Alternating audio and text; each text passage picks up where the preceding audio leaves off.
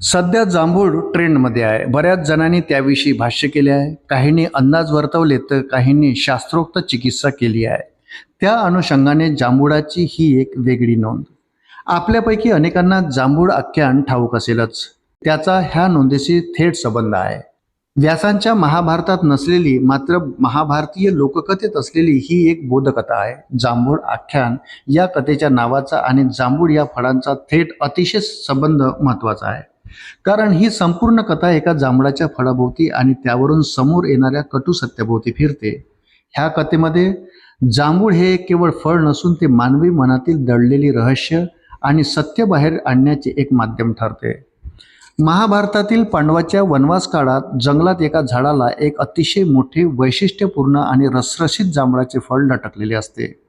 एका ऋषीच्या 12 वर्षाच्या घोर तपस्येचे फळ असणारे जांभूळ खास त्यांच्यासाठीच राखून ठेवलेले असते. अन्य कुणालाही त्याला हात लावण्याची व तोडण्याची अनुमती नसते. भटकंती करत तिथं आलेले पांडव आणि द्रौपदी ते रसरशीत जांभूळ पाहून स्तब्ध होतात.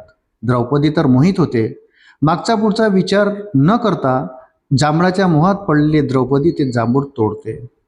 जांभूळ तोडल्याचे ऋषींना कळले तर ते शाप देतील ह्याची शाश्वती असणारे श्रीकृष्ण निमेषार्ध्यात प्रगटतात. द्रौपदीने जे जांभूळ तोडलेले आहे ते किती विशेष आहे आणि ते जांभूळ तोडण्याचे दुष्परिणाम श्रीकृष्ण सांगतात. जर सर्वांनी आपले पूर्ण सत्य आणि मनात दडलेली गुप्त रहस्य जाहीरपणे कबूल केली तरच हे जांभूळ पुन्हा झाडाला जाऊन चिकटेल आणि ऋषीच्या संभाव्य शापापासून पांडव वाचतील. श्रीकृष्णांनी वास्तव सांगतात. पांडव आधी संभ्रमात पडतात, मात्र वास्तव जाणून घेत भानावर येतात आणि एक एक करून ते 5ही जण यास राजी होतात. युधिष्ठिर, भीम, अर्जुन, नकुल आणि सहदेव एक एक करून आपल्या मनातील सुप्त इच्छा आणि सत्य सांगतात. प्रत्येक पांडवाने सत्य बोलल्यावर ते जांभूळ जमिनीवरून हळूहळू वर सरकते. 5ही पांडवांनी आपले रहस्य सांगून देखील जांभूळ पूर्णतः झाडाला मूळ जागी चिकटत नाहीत, मात्र जवळ जाऊन टेकतं. श्रीकृष्ण अधीर होऊन द्रौपदीकडे पाहतात आणि तिने पुढे होऊन तिच्या मनातले रहस्य सांगितल्याशिवाय जांभूळ पहिल्यासारखे मूळ जागेवर चिकटणार नाही हे नजरेनेच सांगतात. मनातला संभ्रम दूर सारून द्रौपदीला तिच्या मनातील सर्वात मोठं रहस्य सांगावं लागते. ती कबूल करते की तिचे 5 पतीवर प्रेम असले तरी क्षणभरासाठी कर्णाचे रूप पाहून तिचे मन पाघळले होते आणि तो जर 6वा पती असता तर असा विचार काही निमिषासाठी तरी तिच्या मनात आला होता. हे रहस्य ती सांगते. द्रौपदीने हे अत्यंत कठीण रहस्य सत्यकथन करताच ते जांभूळ पुन्हा झाडाला चिकटते आणि पांडवावरचे शापाचे संकट टळते. श्रीकृष्ण अंतर्धान पावतात. पांडव पुढच्या मार्गावर निघतात. ही लोककथा म्हणजे जांभूळ आख्यान.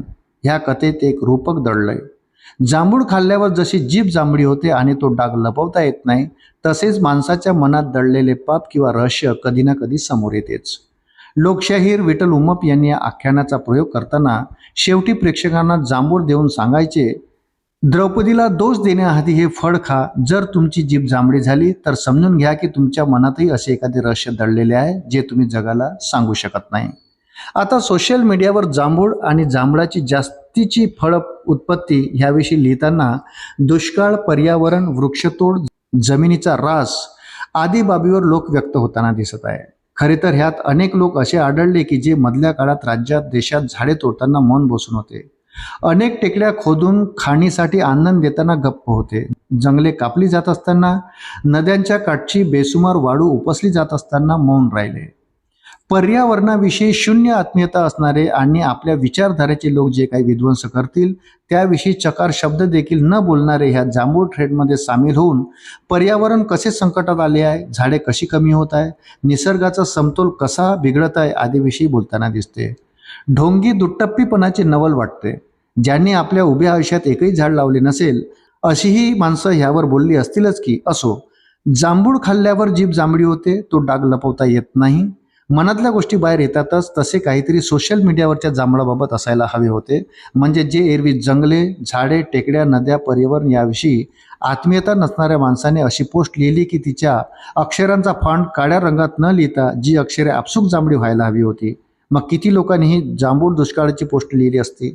जांभूळ आख्यान सारखं ह्या सोशल व्हायरल जांभूळ स्टोरीबाबत घडलं असतं तर अनेकांचे चेहरे उघडे पडले असते.